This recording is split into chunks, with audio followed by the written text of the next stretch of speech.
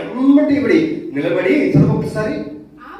ఆమె నేను కొయ్యవారి వెనుకకు పనుల మధ్యను ఏరుకుని కూర్చుకుంటకు దయచేసి నాకు సెలవుని అడిగాను. ఆమె వచ్చి ఉదయం మొదలుకుని ఇది వరకు అడక ముందు ఏరుకున్నాడు, ఏరుకుంటూ ఉండేను. కొంతసేపటి మాత్రము ఆమె ఇంట కూర్చుండేనని వాడు చెప్పాను. అప్పుడు బోయోజు రూతుతో ఆగినాడు. అసలు నోరు తెరవక మునుపు రూతు చెప్పిన తరువాత రూతు మనసు ఎలా ఉంటుందమ్మా? ఆడికి ఎప్పుడైనా ఏమంటాడో, తిడతాడో, కొడతాడో, పొమ్మంటాడో, ఇక్కడ రావద్దంటాడో, బెదరవాడికి ధ్యానంగా చూస్తాడో, తక్కువ చేస్తాడో మొదలుపాటు ఉంటుందమ్మా. ఎంత వేదన పడుతూ రేపటి నుంచి అక్కడ పో అన్నాడు అనుకో, నా బతికేంటి, ఎక్కడ బతకాలి, నేను ఏ తోటలకెళ్ళి ఏ పరిగెత్తి నేను బతికిన ఒక్కరు బతికించాలి. అతను నోట మాట పలికేలో మధ్యలో వచ్చిన పనులు గ్యాప్ వచ్చింది కదమ్మా. రూట్ చెప్పడం, పనులు రావటం, బోయోజు ఇంకా మాట్లాడలేదు.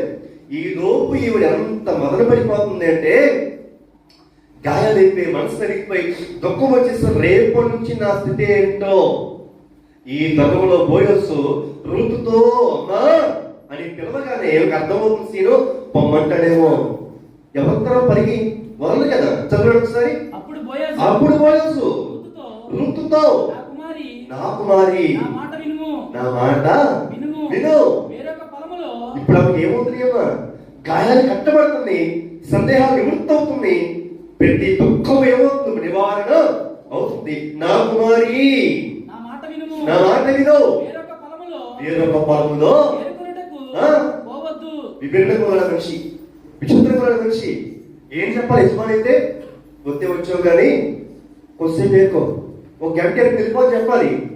కానీ ఏం చేస్తుంది? రోజంతా ఏరేస్తుందా పడిగా, కోసేవాడితో సమానంగా పరిగెరేస్తుందమ్మా.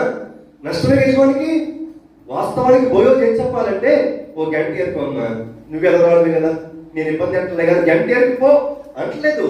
వేరొక పొలములోనికి ఎల్లపో. చదవమ్మా. వేరొక పొలములోనికి పోవద్దు, దీనిని విడిచిపెట్టి పోవద్దు. ఇచ్చట నా పనికత్తల యొద్ద నిలకడగా ఉండు,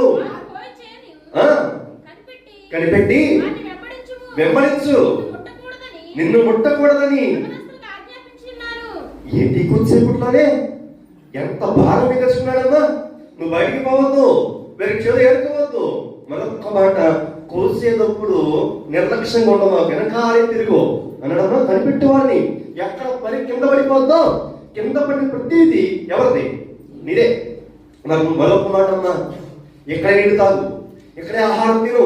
మరొక మాట ఇస్తాడు, నిన్ను చూడకూడదని యవనస్తులకు. అంటే తోట మీద యజమాని గ్రిప్ ఉందమ్మా. అంటే తోటలో కొంటుంటారు కొంతమంది, వాడి ఆజ్ఞాపించి నేను చూడకూడదని.